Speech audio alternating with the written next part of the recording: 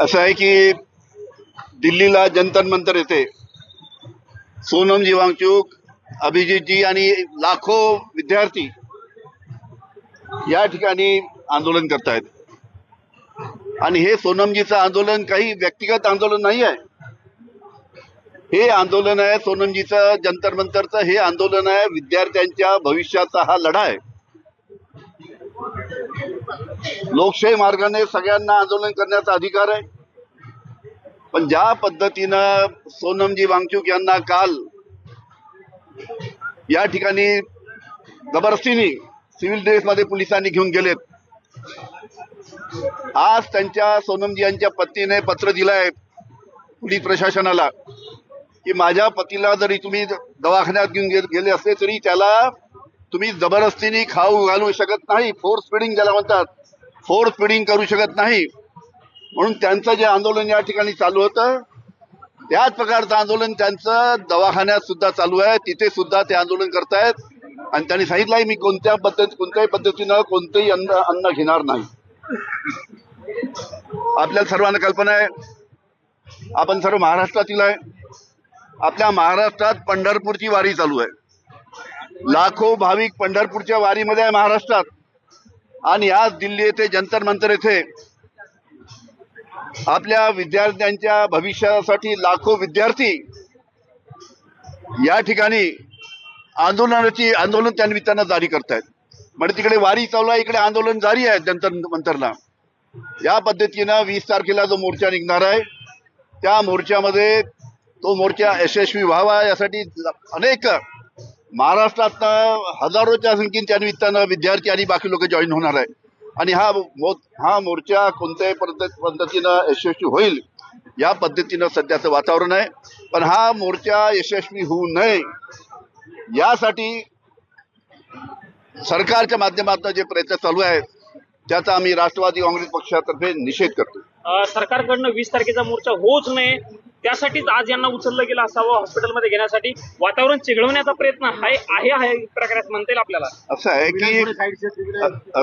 आहे की अशा पद्धतीनं उचलून घेऊन जाणं आपण पाहिलं. ताजरीमध्ये त्यांना घेऊन गेले.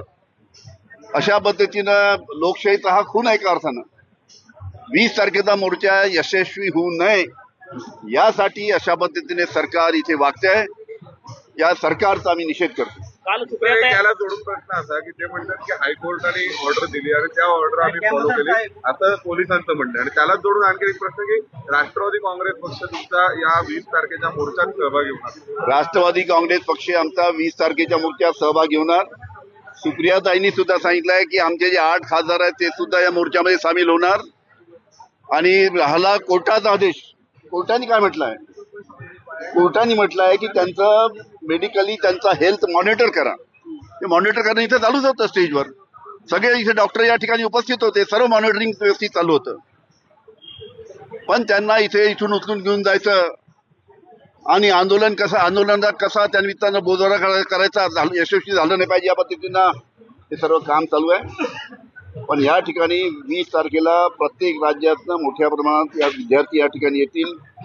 अनेक स्तरावरचे लोक या ठिकाणी येतील आणि हे आंदोलन यशस्वी 100% होईल. दिल्ली पोलिसांकडनं जी सूत्रांच्या हवाल्याने त्यांच्या माहिती मिळते परवानगी दिली जाणार नाहीये मोर्चाला अशा पद्धतीची माहिती समोर. कारण संसदेचं अधिवेशन सुरू होतं. अधिवेशन जरी असलं अनेक ठिकाणी, आता आम्ही सरकारमध्ये होतो इतके वर्ष, अधिवेशन जरी सरकारचं असलं तरी मोर्चा लोकशाहीच्या दृष्टीनं शांततेनं मोर्चा काढण्याचा अधिकार सर्वांना आहे. आणि इथे पाहिले 21वा दिवस आहे, अतिशय शांतपणे इथे आंदोलन चालू आहे. त्याच्यामुळे परवानगी न द्यायचा प्रश्न नाही. शांततेने मोर्चा निघणार. शाही फेक करण्यात आली काही आता वेळापूर्वी. काय असं आहे की काही बाहेरची मंडळी आहेत, काही लोकांना पाठवून कशा पद्धतीने आंदोलन डिस्टर्ब करता येईल या पद्धतीने प्रयत्न करतायत. दिल्लीमध्ये याच्या अगोदर एक मोठं आंदोलन झालं होतं, ते होतं अण्णा हजारेचं.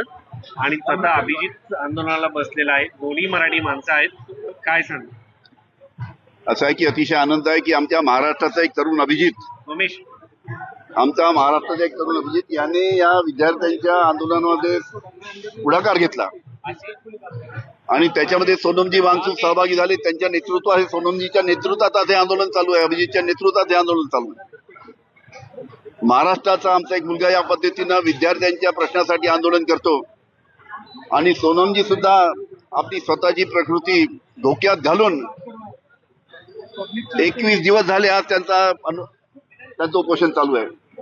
स्वतःची प्रकृती धोक्यात घालून विद्यार्थ्यांच्या भवितव्यासाठी ते या ठिकाणी बसलेले आहेत. दवाखान्यात सुद्धा त्यांचं आंदोलन चालू आहे. मोठ्या प्रमाणात महाराष्ट्रातूनच नाही तर सर्व राज्यातनं या आंदोलनाला अतिशय मोठा प्रतिसाद मिळेल. सर सोनम अण्णा हजारेंचं आंदोलन देखील झालं होतं. आया गया है, दिल्ली पुलिस की तरफ से ये कहा जा रहा है कि हाई कोर्ट के ऑर्डर के बाद उनको यहाँ से उठाया गया क्योंकि उनकी हालत जो है वो खराब है.